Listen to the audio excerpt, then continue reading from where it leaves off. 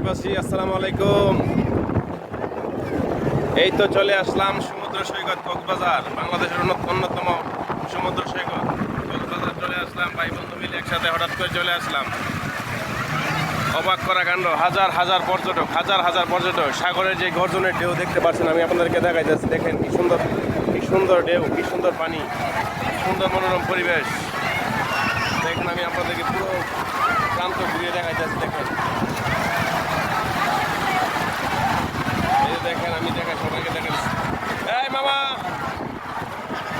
দেখেন হাজার দর্শক।